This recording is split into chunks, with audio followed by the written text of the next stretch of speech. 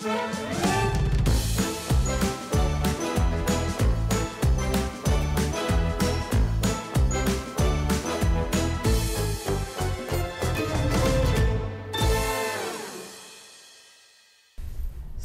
warahmatullahi wabarakatuh. Salam sejahtera, namo buddhaya, Om Swastiastu, salam kebajikan dan salam Nusantara. Kita berjumpa lagi dalam acara Media Talk Kementerian Pemberdayaan Perempuan dan Perlindungan Anak. Dan hari ini kita ada topik spesial. Kita akan berbicara bersama-sama tentang topik yang menarik, yaitu delegasi Indonesia akan menghadiri forum Commission on the Status of Women atau Komisi Status Perempuan tahun 2023 yang tahun ini memasuki ke-67, forum CSW ke-67 yang nantinya akan berlangsung di markas besar PBB di New York tanggal 6 sampai 17 Maret mendatang. Karena itu teman-teman, kita akan bersama-sama dalam Media Talk pada siang menjelang sore hari ini bersama dengan dua narasumber kita yang hebat dan luar biasa. Yang satu saya akan perkenalkan satu persatu. Yang pertama kita bersama dengan Direktur Hak Asasi Manusia dan Kemanusiaan Kementerian Luar Negeri yang terhormat Bapak Aksanul Habib. Selamat sore Pak Aksanul. Selamat sore. Ya, ini sudah sore soalnya. Dan narasumber kita yang kedua adalah Deputi Bidang Kesetaraan Gender Kementerian Pemberdayaan Perempuan dan Perlindungan Anak, Ibu Leni Endrosalin. Selamat sore Mbak Sonia. Hari ini kita akan bersama-sama ingin mengetahui lebih lanjut apa sih Komisi Status Perempuan ini. Tadi sih saya sudah dapat bocoran dari Pak Aksanul, ini forum tahunan, agenda tahunan gitu ya, yang merupakan apa? Ini kalau dalam bahasa perempuan-perempuan sedunia ya, ini merupakan mekanisme tahunan antar negara untuk melihat, mengevaluasi pemajuan hak perempuan dari berbagai negara, dan juga untuk menentukan beberapa tema-tema, topik-topik menarik yang bisa dijadikan acuan atau agenda global bagi pemajuan hak dasar perempuan. Tahun ini luar biasa, Forum CSW 2023 yang ke-67 ini mengambil topik menarik, yaitu penggunaan inovasi dan teknologi serta pendidikan yang menggunakan media digital guna kesetaraan gender dan pemberdayaan perempuan dan anak perempuan. Seperti apa CSW ke-67 ini di tahun 2023, karena saya dengar juga 2 tahun terakhir kita tidak hadir langsung ya, hanya lewat online atau lewat forum digital gitu, tapi tetap hadir. Bu Leni dan Pak Aksanul akan menceritakan seperti apa CSW ke-67 nanti. Saya berikan kesempatan bersama Pak Aksanul dulu ya. Silakan Pak Aksanul dari Kementerian Luar Negeri, bisakah berbagi kepada wartawan di ruangan ini untuk kami diberikan masukan. Terima kasih Bu Sonia. Assalamualaikum warahmatullahi wabarakatuh. Selamat sore, Om Swastiastu. Insyaallah, salam sehat, salam sejahtera. Yang kami hormati untuk Bu Leni, Deputi, dan rekan-rekan wartawan yang sudah hadir di sini. Saya ingin menambahkan saja beberapa hal yang tadi sudah secara runut, sistematis dan cukup detail sebenarnya oleh Ibu Menteri melalui pesan video tadi. Saya mulai dulu dengan memberikan latar belakang dan background apa itu CSW. CSW, Ibu Bapak, rekan-rekan semua, adalah sebuah pertemuan tahunan terbesar ya, di kerangka PBB untuk isu-isu perempuan. Jadi kalau saya bilang terbesar, besar memang dari sisi agenda maupun juga dari sisi kehadiran. 2 tahun terakhir karena pandemi tidak ada kehadiran fisik in person, tapi tahun ini sudah diputuskan pertemuan tersebut akan dilakukan secara in person. Nah, tadi saya juga sudah sebutkan besar secara jumlah. Kalau dulu sebelum pandemi saya ingat selama 2 minggu pertemuan itu ada sekitar 6.000 orang dari seluruh dunia, ya. 6.000 orang dari seluruh dunia yang berkumpul di markas besar PBB di New York, terdiri dari berbagai delegasi 193 negara plus NGO plus juga mungkin lembaga-lembaga research dan juga berbagai pihak yang terkait dengan upaya perlindungan hak perempuan maupun pemberdayaan serta gender equality. CSW itu juga merupakan salah satu bagian dari sistem PBB yang karenanya pada dasarnya pertemuan ini adalah intergovernmental meeting. Jadi isinya itu pertemuan-pertemuan delegasi antar pemerintah yang dipimpin oleh menteri-menteri yang menangani isu perempuan dari 193 negara tadi. Makanya tadi Ibu Menteri sudah bilang beliau sendiri yang akan memimpin delegasi Indonesia untuk pertemuan tersebut. Nah, dengan karakternya yang intergovernmental meeting tadi, makanya dapat kita pahami agenda-agenda yang akan dibahas, program yang akan dibahas juga akan menyangkut hal-hal yang menjadi kebijakan pemerintah dan kemudian juga koherensi dengan aturan internasional, dan yang tidak kalah penting adalah membentuk standar norma internasional ke depan ya terkait dengan upaya pemberdayaan perempuan, kemudian juga perlindungan haknya, isu-isu yang menyangkut kesehatan dan pendidikan, semua akan dibahas di situ. Ibu Menteri tadi sudah sebutkan akan ada outcome yang namanya Agreed Conclusion of CSW. Nah, dengan apa yang sudah digambarkan oleh Ibu Menteri, kemudian saya tambahkan barusan, dapat kita bayangkan betapa strategisnya pertemuan ini. Karena itu saya kira kehadiran Ibu Menteri dengan delegasi yang sudah digambarkan tadi dapat memperkuat ya kebijakan nasional, kemudian juga melakukan konvergensi antara kebijakan nasional kita dengan aturan standar internasional yang pada akhirnya adalah akan ada 2 arah. Pertama, memperkuat kebijakan nasional di Indonesia. Yang kedua, memberikan kontribusi pada pembentukan norma standar pada tingkat internasional yang sebisa mungkin itu adalah kebijakan yang diterima semua pihak secara konsensus, sehingga isu-isu pemberdayaan perempuan, perlindungan haknya menjadi semacam mainstream di tingkat internasional. Itu sebagai background yang pertama. Nah, kemudian yang kedua terkait dengan tema. Tadi sudah digambarkan mengenai tema.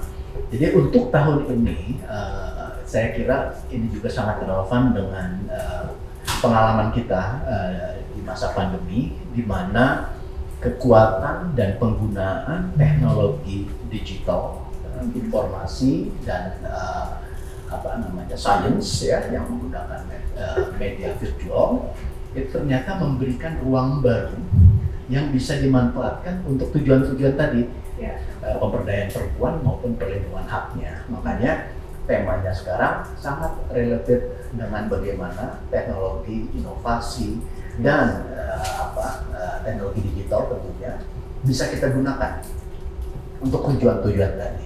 Nah, saya kira ini sangat relevan dengan apa yang kita alami paling tidak dalam 2 tahun terakhir. Kita bisa lihat misalnya bagaimana pendidikan kepada anak-anak tetap dapat dijamin ya. Kemudian kalau kita lihat juga terjadi tren di mana UMKM yang berbasis rumah tangga, misalnya home industry, itu juga sudah mulai dikenalkan kepada teknologi digital untuk kegiatan ekonominya maupun caranya mengakses ya terhadap proses-proses ekonomi tadi. Nah, kemudian saya juga bisa tambahkan bahwa melalui partisipasi yang akan dipimpin oleh Ibu Menteri, kita ingin menyampaikan lesson learned kita. Tidak hanya best practice, lesson learned juga harus kita munculkan, sehingga terjadi pertukaran pandangan dan pikiran untuk mengatasi masalah-masalah yang muncul dalam teknologi digital informasi science selama ini.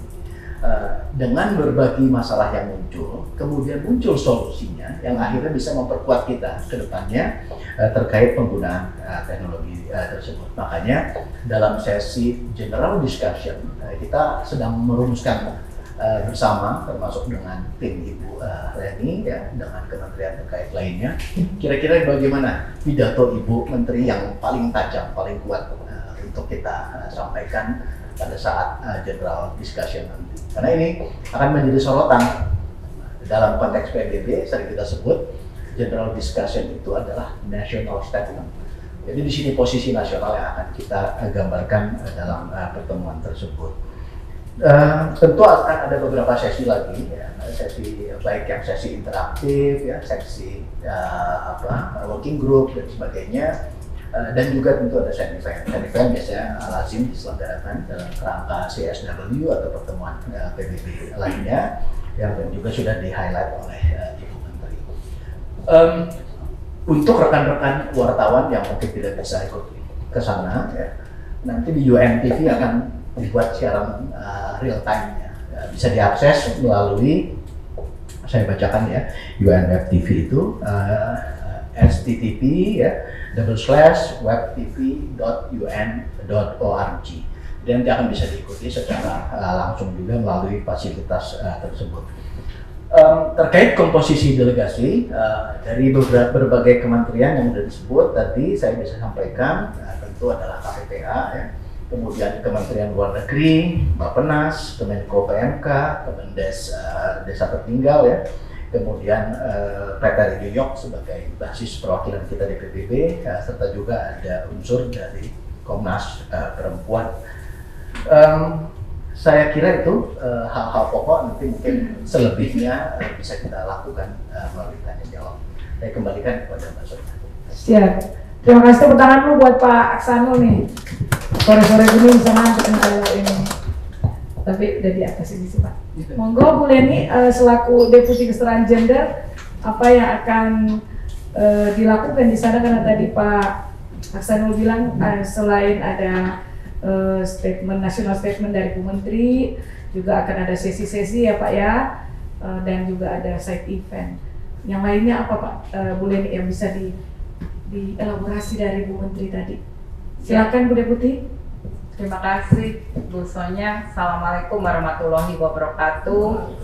Salam, Om Swastiastu, Namo Buddhaya, salam kebajikan dan salam sehat untuk kita semuanya. Tentunya selamat sore buat teman-teman media. Terima kasih atas kesempatannya.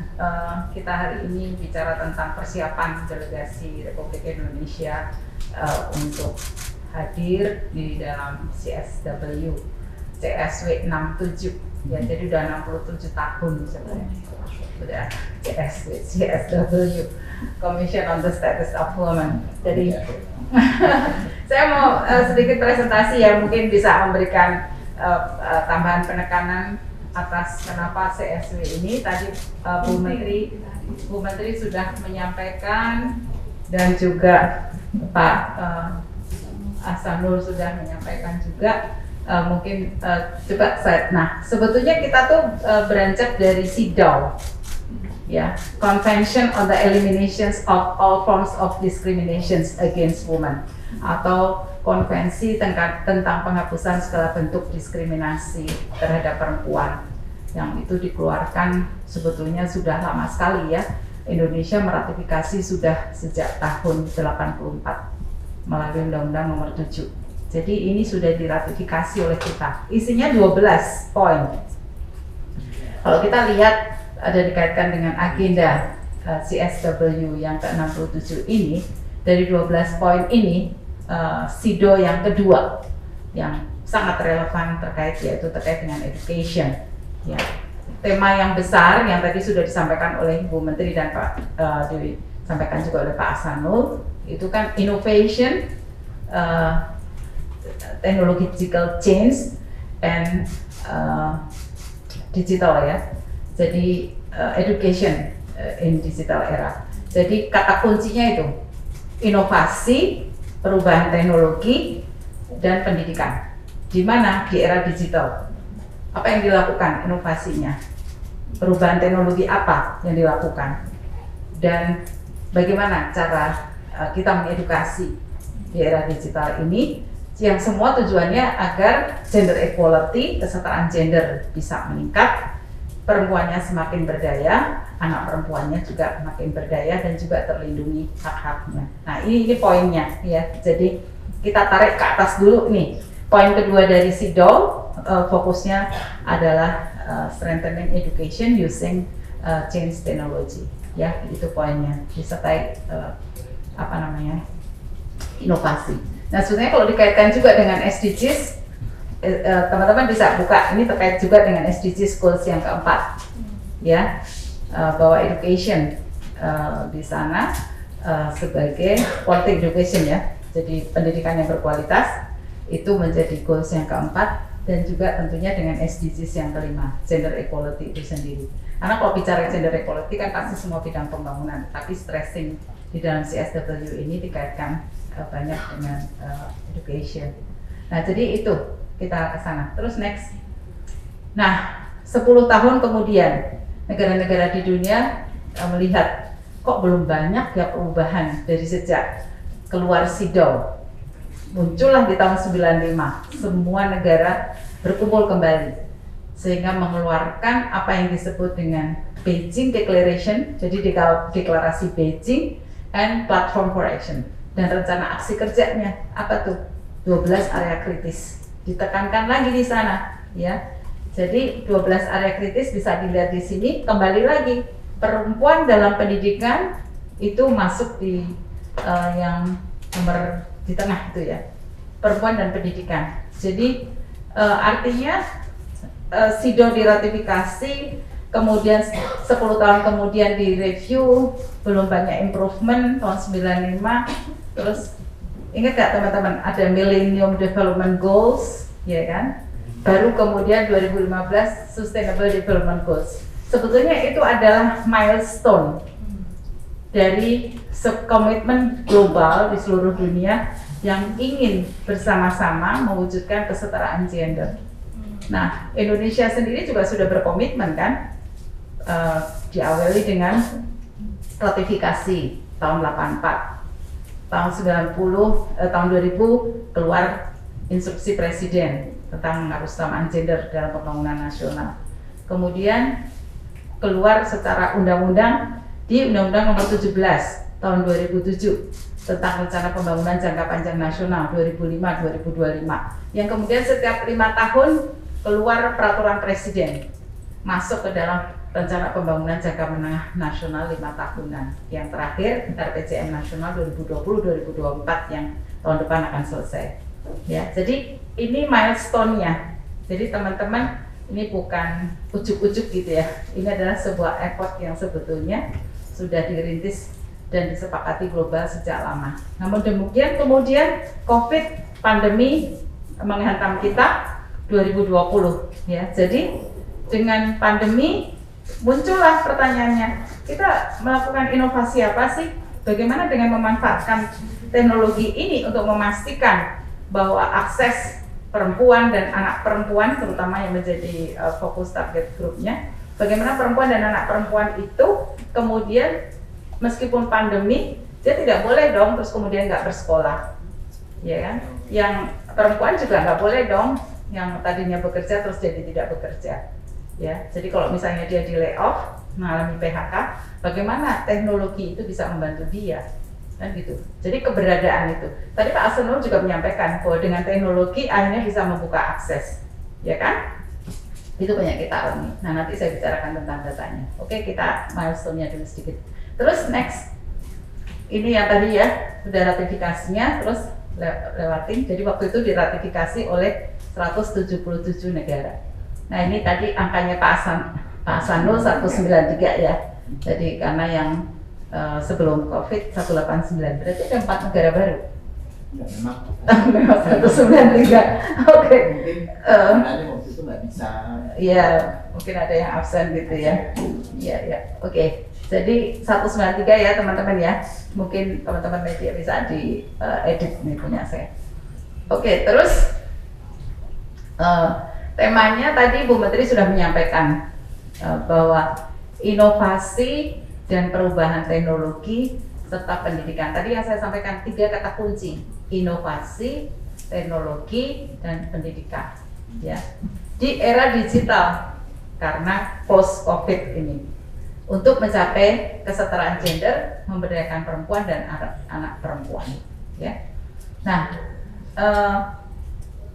ulasan tema ini diperdalam, yang nantinya akan dibahas di hari kelima, yaitu intersektoral dialog ya, dengan memberikan penekanan bagaimana pencapaian kesetaraan gender, pemberdayaan perempuan dan anak perempuan ini di daerah pedesaan.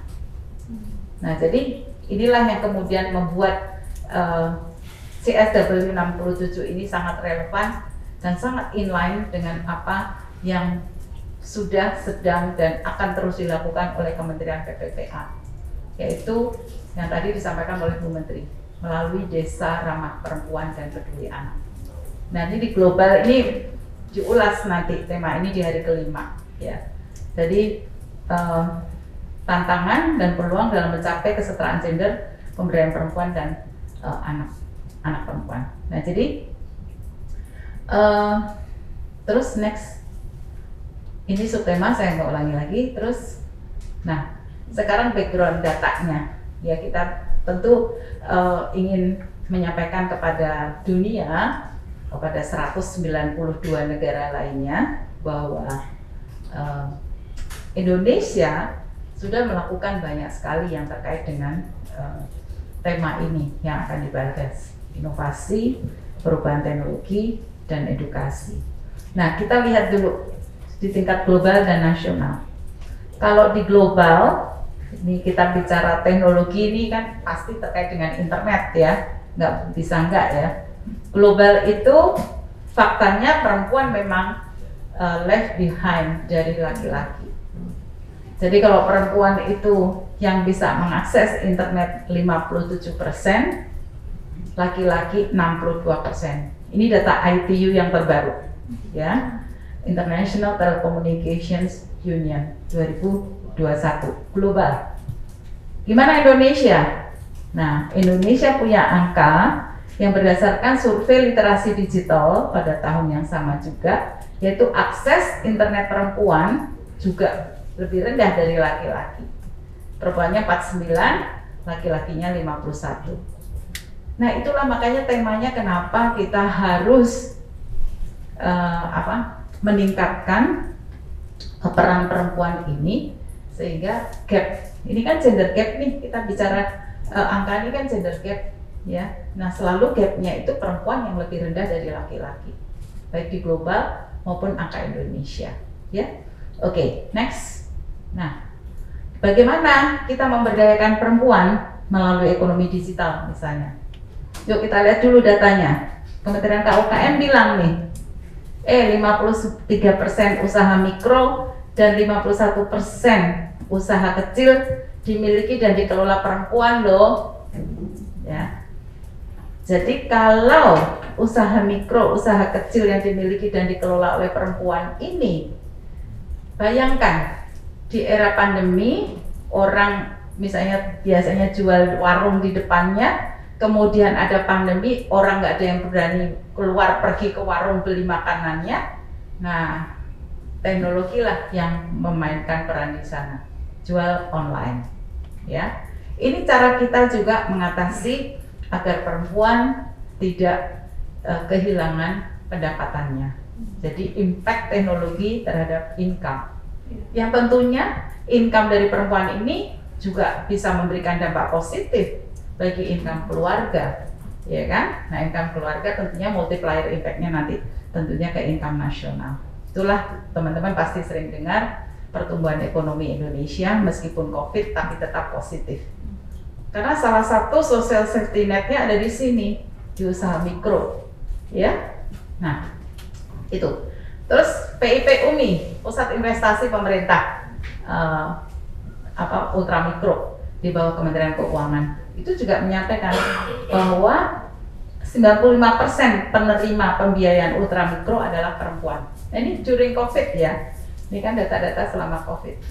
Jadi apa namanya, angka ini membuktikan bahwa di tingkat ultramikro pun para perempuan untuk mempertahankan usahanya, mereka tetap bisa mampu mengakses pembiayaan ini, dan itulah yang dibuka oleh PIP UMI, ya, karena PIP UMI fokusnya untuk usaha yang ultramikro. Mereka nggak bankable karena nggak ini ya, apa namanya, belum mengenal bank, karena kan usahanya kan skalanya sangat di bawah usaha kecil ya.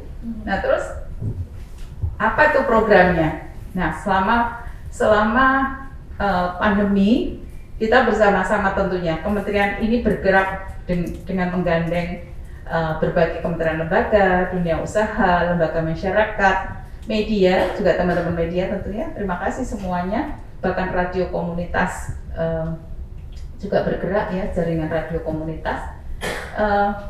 Ini saya among others aja ya, beberapa. Itu ada 5 misalnya. Go Digital ASEAN.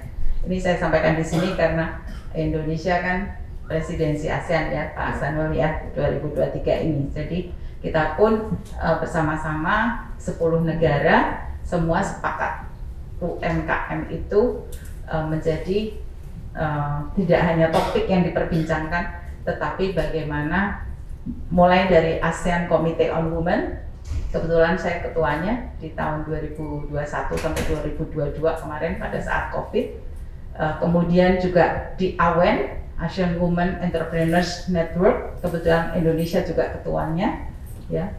Banyak sekali ya sectoral bodies dari ASEAN yang memberikan perhatian pada aspek digital ini, ya. Karena ASEAN sendiri ingin go digital. Nah, kemudian kita juga Digital Entrepreneurship Academy. Ini ada temanya dengan WIDE ya, Women in Digital Entrepreneurship. Ini bersama-sama dengan Kementerian Kominfo. Jadi melatih juga Digital Entrepreneurship Academy dengan Google, ya. Kemarin kita juga dengan Microsoft. Jadi kemudian dengan Excel Axiata kita punya program Sispreneurs, ya. Itu semua perempuannya dari rumah aja semua, nggak ada yang datang ke sebuah forum pelatihan karena kita menggunakan inovasi teknologi dengan bahasa yang sederhana, semuanya bisa tersampaikan dengan baik, ya. Jadi akhirnya pandemi busunya malah kita lebih sibuk, ya. Karena kalau pelatihan lewat Zoom kan, kalau kita meeting sehari paling 5-7 meeting, tapi kalau Zoom itu bisa urutan terus kan, buat setiap setengah jam buka di sana, buka di sini, ya itu keuntungannya juga, ya. Jadi terus program pelatihan terkait keuangan digital juga ya, itu ada Fintech Foundation Program Flex, dan yang terakhir ini kita ingin sekaligus mendorong Women in Technology karena perempuan yang berada pada STEM, Science, Technology, Engineering, and Math, itu kita ini sangat rendah, ya. Jadi ini kita sinergi dengan BSN, dengan dunia usaha, dengan Indonesia Women in International Women in Cyber Security, ya. Indonesia Women juga ada in Cyber Security. Oke, terus next, ini literasi digitalnya. Jadi tadi, meskipun teknologinya canggih dibuat untuk mengatasi kendala yang dialami perempuan selama pandemi misalnya, tetapi kalau tidak dilatihkan dan tidak dibuat melek, ya, para perempuannya, itu juga teknologi tidak akan memberikan dampak, ya. Nah, jadi di sini ada kita Indonesia kan sudah memiliki ya roadmap literasi digital yang dibentuk dari sejak sebelum pandemi, mengukur 4 digital skill, ethics, safety, dan culture. Nah, kalau dilihat dari indeks digitalnya, nih data yang terjadi di sana, teman-teman bisa lihat. Yang merah itu yang perempuan. Dia bedanya nggak terlalu signifikan ya, tetapi tetap perempuannya lebih kecil, lebih rendah dari yang laki-laki, ya. Terus next. Ya, terus ini jadi kesenjangan gender dalam isu digital, misalnya tadi yang saya kaitkan dengan STEM. Jadi kenapa kita bekerja sama juga untuk mendorong STEM itu ya, Jadi kita nih menurut data Sakernas yang terbaru, karena STEM ini datanya tidak dikumpulkan setiap tahun ya, tapi yang terbarunya yang baru 2 tahun lalu, perempuan juga lebih rendah ya, karena selalu STEM ini di dalam tanda petik diasumsikan ini adalah bidangnya laki-laki ya, science, technology, engineering, dan mathematics ya. Jadi kalau dulu sekolah tuh IPA gitu ya, nah ini banyak laki-laki itu. Terus kalau menurut UNESCO sendiri itu sama saja, bahkan lebih hampir separuhnya kalau di tingkat global. Kalau di Indonesia gapnya sekitar 4%, 5%, tapi di tingkat global hampir separuhnya, perempuan hampir separuhnya dari laki-laki ya, jadi 63 sama 37. Nah inilah teman-teman semua ya, ini data yang berbicara. Terus next. Nah, jadi kita tuh perlu, ya memang harus ya, makanya CSW 67 ini dilakukan. Kita ingin belajar dari negara lain, mungkin yang kita lakukan juga bisa sebagai pembelajaran bagi negara lain ya. Tetapi yang pasti kita perlu menghapuskan kesenjangan ini, karena kesenjangannya terkadang tidak di isu education-nya, tidak di isu teknologinya, tetapi beyond itu gitu ya. Apa itu ternyata? Salah satunya adalah care ekonomi ya. Itulah sebabnya kita memasukkan di sini memperkuat pengasuhan yang berperspektif gender. Ini kita kaitkan dengan hasil dari G20 2022, bahwa 3 isu utama yang diusung dalam G20 disepakati oleh 20 menteri yang menangani kesetaraan gender dan pemberdayaan perempuan dari 20 negara G20 itu sepakat untuk mengatasi 3 hal. Pertama itu justru care ekonomi, karena care ekonomi inilah yang sebagai problem dari adanya glass ceiling ya, yang dialami oleh perempuan, terutama perempuan pekerja. Yang kedua, digital gender gap ya. Yang ketiga, women entrepreneurship. Jadi 3 ini ternyata berkaitan erat. Perempuan nggak jadi bekerja karena dia masih pikir, aduh ini anakku nanti di rumah yang jaga siapa ya gitu, ya kan. Terus di kantor nggak ada tuh tempat penitipan anak, ruang laktasi nggak ada, nanti saya mau menyusui gimana. Akhirnya banyak sekali perempuan memutuskan keluar dari pasar kerja. Itulah yang disebut dengan glass ceiling. Seolah-olah tidak ada hambatan, tapi menghambat dia, ya kan? Coba ini ada mbak-mbak yang masih baru nih, yang masih muda-muda nih, ya kan? Gimana mau memutuskan bekerja kalau mikirin anaknya, sementara untuk membayar pengasuh tidak murah, ya jangan-jangan gajinya sama, ya. Kami mempunyai hasil survei bersama-sama dengan buruh pekerja. Gimana ibu, kami mau hire babysitter? Akhirnya saya memutuskan untuk drop out dari pasar, untuk tidak bekerja, karena babysitter sama gaji saya sama, Bu. Nanti saya bekerja tapi terus untuk membayar babysitter. This is glass ceiling.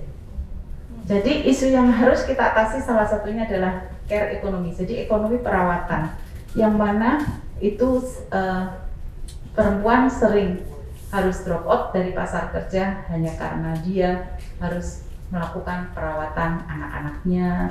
Belum lagi kalau di rumahnya ada lansia, belum lagi kalau di rumahnya ada yang disabilitas, ya. Nah, jadi itu menjadi isunya, dan role model di bidang STEM tentunya harus kita terus lakukan. Insya Allah nanti Bu Menteri juga akan sepulangnya dari CSW juga akan melakukan kampanye nasional untuk Women in Technology. Salah satunya adalah untuk mendorong Women in STEM ini. Kemudian menciptakan lingkungan belajar mengajar yang mendukung anak perempuan dan laki-laki, yang sebenarnya ini bisa kita mulai dari dalam rumah kita sendiri ya. Jadi mungkin mulai merubah mindset dan cara pola mendidik anak juga, bahwa kalau anaknya pengen teknik ya nggak apa-apa, teknik pesawat ya, sekarang udah pilot pun juga udah, yang perempuan udah mulai banyak ya. Nah, terus kemudian kita juga harus improve literacy capacity, ya, literasi digital dari sisi kapasitasnya disertai dengan etika digital. Nah ini penting banget ya, etika digital. Jadi itulah sebabnya kami juga bekerja sama dengan IBCS ya, untuk bersama-sama mengatasi isu-isu yang terkait dengan cyber ya. Terus next ya, ini salah satunya terkait dengan cyber, tentunya gender based violence ya. Nah ini kekerasan online, gender based violence. Ini data-datanya teman-teman bisa lihat di sini. 30%, 32% perempuan itu mengaku pernah mengalami kekerasan berbasis gender online. Iya. Ya, nah perlu pencegahannya. Oke, nanti kita bisa baca ini. Kita mungkin lebih banyak harus diskusi ya. Betul. Terus, ya Sudah. jadi Ibu Menteri nanti akan menyampaikan national statement yang kami persiapkan, yang tentunya akan menyampaikan beberapa keberhasilan, upaya yang dilakukan, termasuk challenge apa yang masih ada. Kemudian juga Ibu Menteri akan menyampaikan statementnya di dalam Ministerial Roundtable, ya, yang mana dari 2 tema Pak Ahsanul kita memilih tema yang A, ya. Jadi tema A itu lebih dekat ya dengan apa yang bisa sudah banyak kita lakukan juga.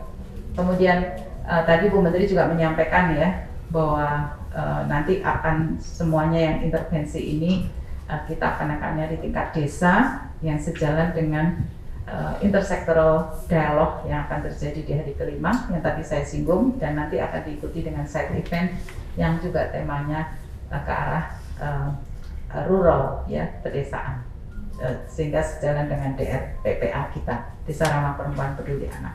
Kira-kira itu Ibu Bapak sekalian, karena secara substansi banyak sekali data yang tentunya kita juga berharap dari pengalaman negara-negara lain juga bisa kita adopsi sebagai masukan bagi Indonesia juga untuk bisa maju ke depan. Nah, untuk agreed conclusion yang di minggu kedua ya, agreed conclusion minggu kedua itu kita pengalaman saya Pak Ahsanul, karena saya selalu sering hadir di minggu kedua ya, membahas agreed conclusion. Nah tentunya ulasan dari topik inovasi, teknologi dan pendidikan dikemas sedemikian rupa dan akan memasukkan, memainstreamingkan ya berbagai isu-isu lainnya yang terkait tentunya, dan ini Indonesia selalu juga aktif ya, karena sidang-sidangnya yang saya hadiri itu pengalaman saya di tim Great Conclusion bersama Kemenlu dengan PTRI New York, dan juga dari timnya Bapak ya, Kemenlu Jakarta. Biasanya kita bertiga itu sampai jam 3 pagi, jam 4 pagi ya. Jadi bayangkan jam 10 pagi sudah mulai, padahal selesainya jam 4 pagi. Jadi pulang cuma sebentar. Tapi disitulah asiknya, karena kata demi kata tuh dibahas ya. Itu mungkin sebagai garis besar. Terima kasih. Assalamualaikum warahmatullahi wabarakatuh. Waalaikumsalam. Tepuk tangan dulu buat Ibu Leni. Saya kira tadi data dan informasi yang cukup kuat untuk dikutip oleh kawan-kawan. Jadi sahabat perempuan dan anak, kita sudah ikuti 2 penjelasan Pak Ahsanul dan Bu Leni seputar acara CSW ke-67 yang akan diikuti oleh delegasi Indonesia nanti. Sudah banyak yang disampaikan. Saya yakin ada banyak teman-teman yang ingin memberikan pertanyaan untuk memperdalam ya, mungkin elaborasi dari informasi dan penjelasan yang disampaikan oleh Pak Ahsanul dan Ibu Leni. Saya akan berikan kesempatan buat teman-teman yang akan mengajukan pertanyaan untuk memperdalam informasi ini. Silakan sebutkan nama dan pertanyaannya apa. Silakan, saya berikan kesempatan teman-teman. Kalau sudah sangat jelas berarti bagus juga nih. Ada yang mau tanya silakan. Ini soalnya sudah ke 67. Bayangkan ya, ini bukan waktu yang pendek ya, 67 tahun penyelenggaraan CSW. Kita yakin pasti banyak hal yang sudah dicapai itu. Dan tentu apalagi ada masa COVID, ini pasti juga ada banyak tantangan. Meskipun Bu Leni bilang tadi 95% itu yang menguasai ekonomi mikro dan kecil itu perempuan tuh. Silakan teman-teman. Ada yang mau mengajukan komentar? Maju. Pak Marbun, silakan. Saya nggak tahu ini related apa enggak, tadi sempat disebut ya. Tadi ada desa perempuan ramah anak dan peduli anak ya Bu, rencana akan dibawa sebagai salah satu oleh-oleh lah dari Indonesia, praktek baik begitu ya. Iya. Apa yang disampaikan di depan sidang CSW 67. Kira-kira sebagai gambaran aja Bu, kira-kira apa yang akan disampaikan di sana? Adakah contoh-contoh atau praktik-praktik baik desa-desa tertentu yang mungkin dinilai sudah layak untuk kemudian ditampilkan di potret dunia internasional gitu ya, sekedar pengayang aja buat kami. Nah, terakhir untuk nggak tahu Bapak dari Kemenlu, Pak Sanu, dengan keikutsertaan Indonesia, kira-kira apa yang sisi lain yang ditampilkan, karena sebentar lagi kan Indonesia 2024 akan pemilu ya, pergantian suksesi kepemimpinan nasional, di mana PR dari kuota perempuan sendiri begitu dalam kepemimpinan nasional ataupun jabatan-jabatan publik masih menjadi hal yang belum selesai begitu ya, entah karena sistem politik kita ataupun budaya kita, saya nggak tahu seperti apa. Mungkin ada hal yang disampaikan. Di samping juga perempuan juga memainkan peranan penting dalam penanganan COVID kemarin gitu ya. Indonesia dinilai berhasil keluar. Nah, rencananya kalau nggak salah kan bulan Mei Menteri Kesehatan akan bertemu dengan WHO terkait gimana nih Indonesia sudah boleh belum pandeminya selesai menjadi endemi. Terima kasih. Baik, makasih, terima kasih. Ini langsung dijawab atau gimana? Oh, boleh. Ini pertanyaan soalnya menarik nih. Ini role model DRPPA dan apa yang akan disampaikan Kemen PPA. Ya Pak Marbun ya, terima kasih. Nanti akan ada di Intersectoral Dialogue, Indonesia akan menyampaikan tentang praktek baik kita tentang desa ramah perempuan dan peduli anak, ya, DRPPA. Sebagaimana diketahui, sejak tahun 2020 ya, kita sudah MOU dengan Kementerian Desa, Pembangunan Daerah Tertinggal dan Transmigrasi (PDTT), mengembangkan bersama apa yang disebut dengan desa ramah perempuan dan peduli anak. Itu ada 10 indikator. 10 indikator itu pertama, apakah di desa tersebut para perempuan dan anaknya itu mempunyai kegiatan untuk pengelolaan mereka sendiri. Jadi misalnya perempuan berkelompok, apakah dalam bentuk koperasi ataukah kelompok perempuan terkait dengan isu-isu tertentu di desa dia gitu ya. Tapi kalau untuk anak, yang pasti ada forum anak desa gitu ya. Itu yang pertama. Nah, yang kedua itu terkait dengan data. Di desa tersedia data terpilah laki perempuan yang sebelumnya berpuluh-puluh tahun nggak pernah ada gitu ya. Juga menurut jenis kelamin dan kelompok umur. Terus anggaran desa, yang ketiga, anggaran desa juga bisa digunakan untuk membangun perempuan dan anak di desanya dalam kerangka desa ramah perempuan peduli anak tadi. Yang selama ini kita tahu sebagian besar anggaran desa pasti untuk infrastruktur, ya kan? Nah, kemudian yang keempat ini terkait dengan apakah perempuan, ini terkait dengan kelembagaannya ya, apakah perempuan itu terlibat di dalam kegiatan-kegiatan yang ada di tingkat desa. Jadi ini praktek baik misalnya yang akan kita sharingkan, perempuan yang selama ini tidak pernah diikut sertakan dalam musrenbang desa, sekarang ada. Ya. Kemudian perempuan yang selama ini tidak pernah lembaga adat desa itu ada perempuannya, itu sekarang ada. Kemudian BUMDes yang diikuti oleh perempuan makin banyak. Udah ada tapi sekarang semakin banyak.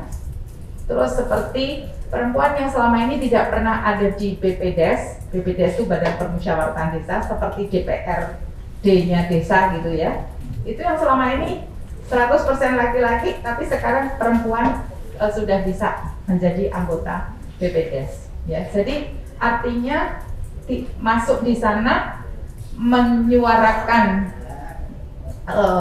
kelompoknya tadi, karena dia tadi sudah mempunyai organisasinya, menyuarakan, dan suaranya inilah terkait dengan kebutuhan mereka, sehingga seperti yang semula anggaran desa hanya untuk infrastruktur, sekarang sudah digunakan untuk kegiatan-kegiatan yang dibutuhkan oleh para perempuan dan anak di desa tersebut. Ya, nah inilah terjadi pergeseran, ya kan? Karena suara mereka sudah masuk, dan ini mulai dari Musrenbang, Musyawarah Perencanaan Pembangunan Desa. Jadi dari sejak tahap perencanaan desa, perempuan sudah terlibat di sana. Nah, itu tadi indikator yang kelima. Jadi kepemimpinan perempuan pedesaan. Kita sendiri di unit saya ya, di kementerian ini, kita membangun kepemimpinan perempuan pedesaan. Bekerja sama dengan teman-teman lembaga masyarakat, kita punya modulnya, kita latih dan berani bersuara, dan sekarang mereka ada di mana-mana. Kepala desa perempuan jumlahnya sekitar 3.800 berapa ya, hampir 4.000 ya, 3.800-an sekian. Tetapi itu pun juga masih sedikit karena jumlah desa kan 74.962. Ya. Jadi masih jumlahnya masih sangat kecil, tetapi ini juga sudah merupakan sebuah proses, ya kan? Di tingkat yang paling rendah, perempuan sudah bisa menempati posisi-posisi yang strategis menjadi pemimpin. Itulah penguatan kita untuk kepemimpinan perempuan pedesaan sangat penting. Nah, kemudian itu indikator yang kelima tadi ya, kepemimpinan perempuan. Nah, yang kedua, ini kita memperoleh amanah dari Bapak Presiden. Kementerian kita punya 5 arahan untuk menangani isu. Yang pertama, kewirausahaan perempuan, perspektif gender, pengasuhan, kekerasan terhadap perempuan dan anak, pekerja anak harus diturunkan, perkawinan anak juga harus dicegah. 5 ini bagaimana masuk ke desa. Ya, jadi 10 tadi itu kita punya 4 terkait dengan kelembagaan, yang kelima leadership, ya. Jadi yang 4 kelembagaan ini sebagai dasar untuk melekat di dalam leadershipnya perempuan, baru output dari leadership tadi dituangkan dalam ekonominya, pengasuhannya, ya isu-isu itu. Jadi total 10. Nah, ini kita pilot dari sejak 2020 di semua provinsi sudah, masing-masing provinsi dipilih 2 kabupaten dan masing-masing kabupaten dipilih 2 desa, ya. Sehingga kita jumlahnya sudah ratusan, tetapi karena pimpinan daerah, terutama bupati dan wali kota, serta gubernur melihat ini kok bagus, kok bermanfaat, kok perubahannya signifikan. Nah, akhirnya mereka melakukannya di seluruh desa di wilayah dia. Wali kota juga, kok hanya desa, kami punya kelurahan, kami juga akan melakukan. Akhirnya seluruh kelurahan di kota dia juga melakukan, sehingga namanya menjadi kelurahan ramah perempuan dan peduli anak, ya. Jadi multiplier impact dan expanded, ya. Jadi dia semakin besar cakupannya. Tentunya karena semakin besar jumlahnya, tentunya makin banyak perempuan dan anak yang memperoleh manfaat dari program ini, ya. Jadi itu, Bu. Ya, makasih terjawab pertanyaan Bu Leni. Dan untuk Pak Aksanul tadi menarik Pak pertanyaan, apa yang beda sebenarnya? Kalau saya pertegas, bedanya apa Pak? Sisi lain apa yang mau ditampilkan oleh Delri dalam acara di forum CSW nanti gitu Pak? Kira-kira itu perbedaan dengan kehadiran sebelum-sebelumnya dengan sekarang apa Pak? Ya, Silakan. jadi gini, tiap tahun CSW itu akan mengambil tema yang berbeda. Jadi itu dari sisi tema pun tentu akan ada penekanan dan fokus yang berbeda dari sisi pembahasannya, termasuk apa yang pemerintah Indonesia harus siapkan dalam pertemuan tersebut. Jadi approach dan fokusnya akan berbeda-beda tiap tahun. Nah ini terkait sekali dengan pertanyaan kedua ya, tadi terkait dengan pemilu 2024. Betul, itu isu yang sangat penting gitu ya. Isu yang sangat penting terkait dengan bagaimana misalnya sistem atau proses politik kita sudah memenuhi standar yang diharapkan dalam partisipasi yang meaningful dari perempuan dalam sebuah sistem politik, termasuk dalam hal pemilu. Tapi tahun ini beda temanya sebenarnya. Nah, tapi kami akan coba lihat ya apakah itu bisa kita angkat sedikit baik dalam statement nasional Ibu Menteri maupun dalam poin nanti untuk interaktif discussion, sehingga ada harapan kita kepada dunia, ini loh proses politik yang di Indonesia lakukan, ini best practices-nya, ini tantangannya, apalagi 2024 itu adalah pemilihan langsung terbesar di dunia mungkin ya. Yang kompleks ya, dalam berbagai tingkatan dan layers-nya itu, sehingga akan unik ini.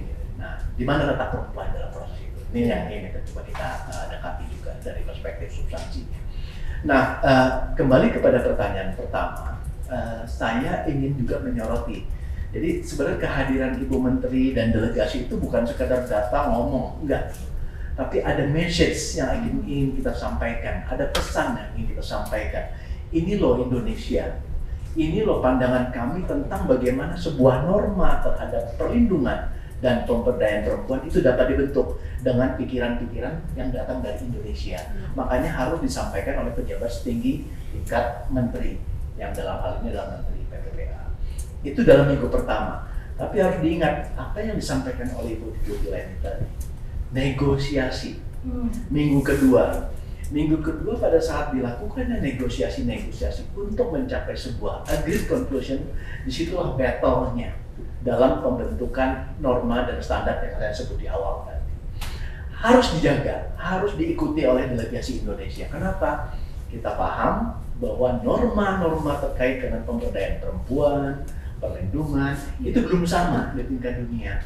Kalau kita tidak ikut, nanti akan ada sebuah norma yang hanya one-sided, unilateral, satu pihak, oleh yang kuat-kuat saja, gitu.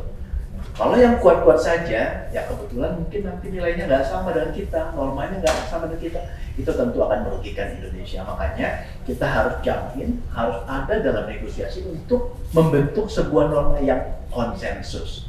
Oke, kita harus progresif, tapi jangan yang kontroversial, dalam arti ini sangat kontroversial apabila ditetapkan atau diterapkan terhadap konteks negara yang sangat beragam.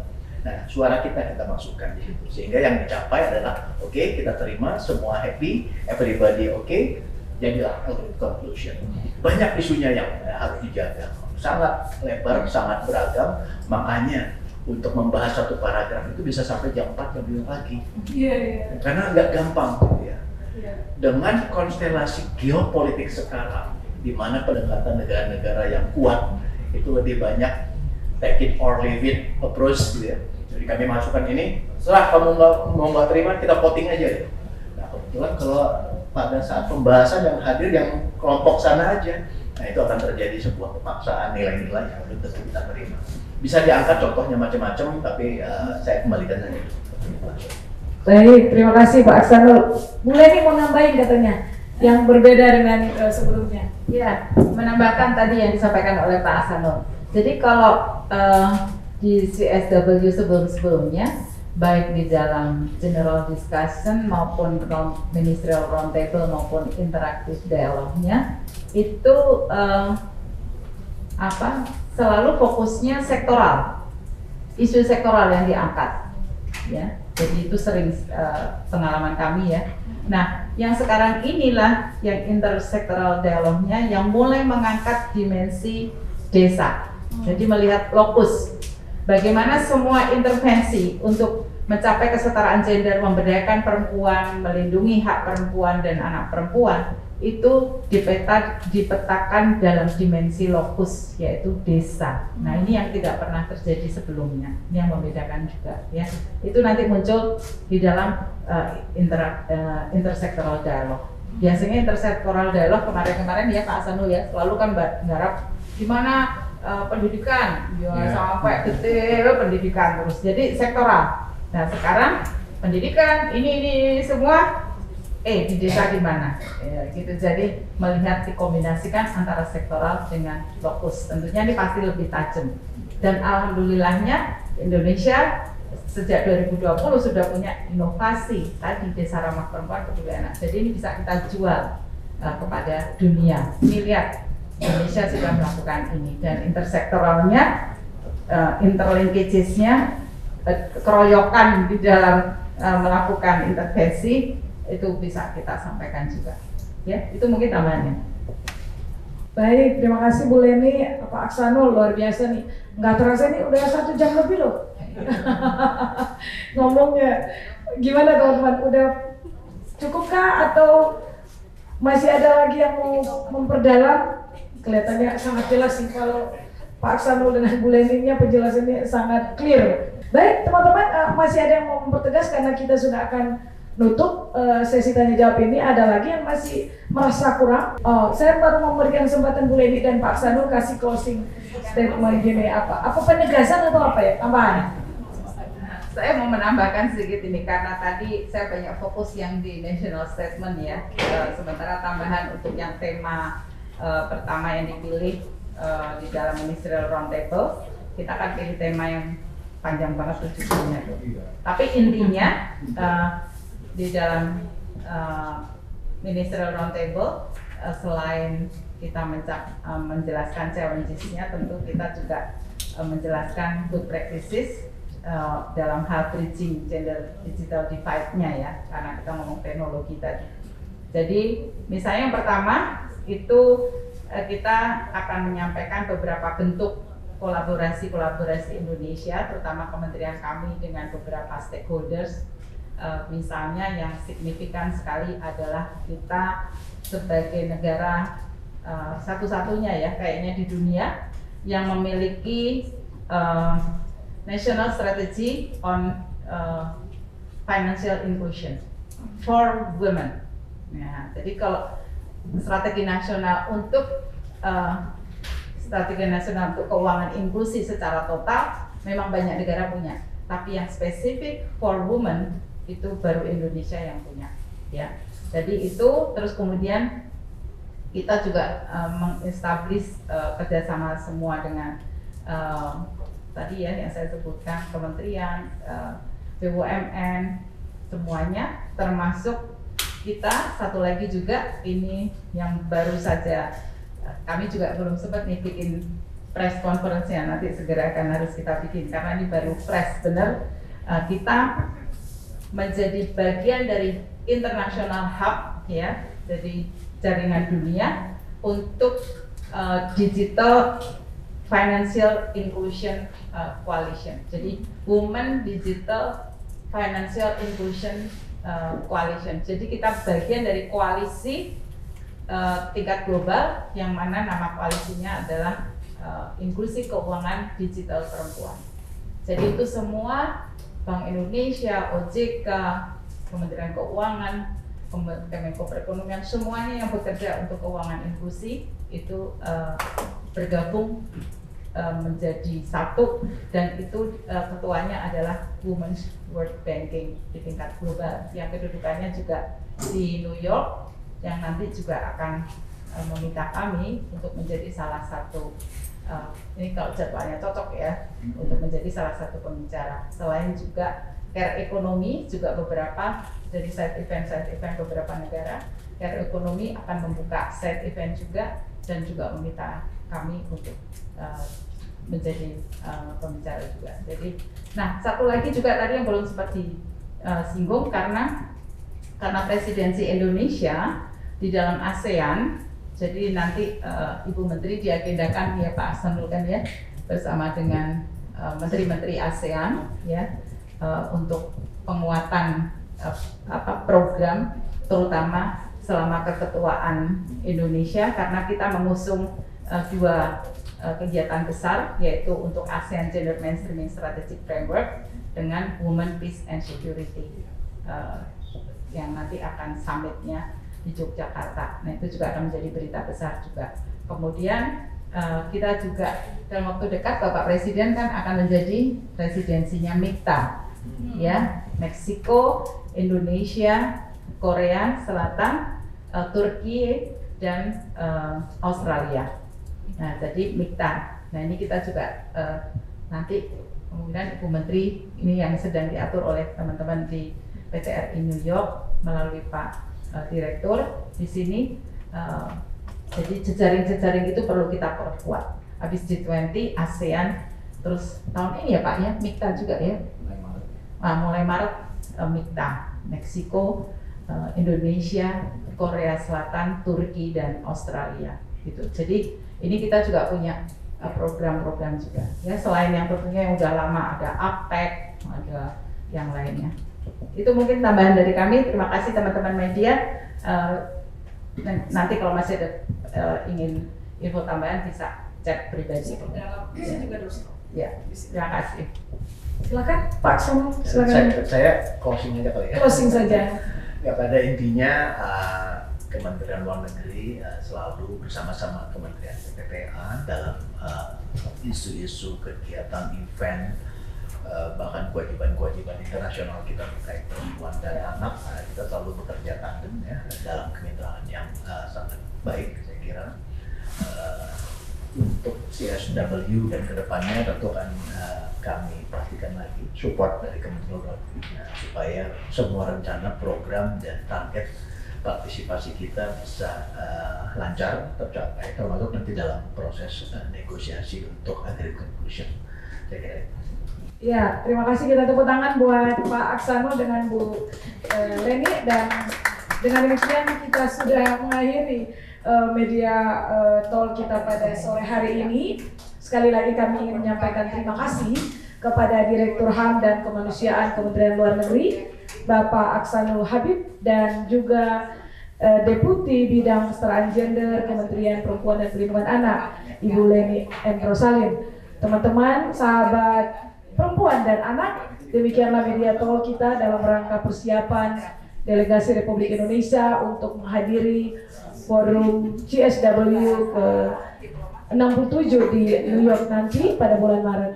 Semoga media talk ini akan memberikan banyak informasi buat kita. Sampai kita bertemu lagi dalam media talk berikutnya. Selamat sore, wassalamualaikum warahmatullahi wabarakatuh.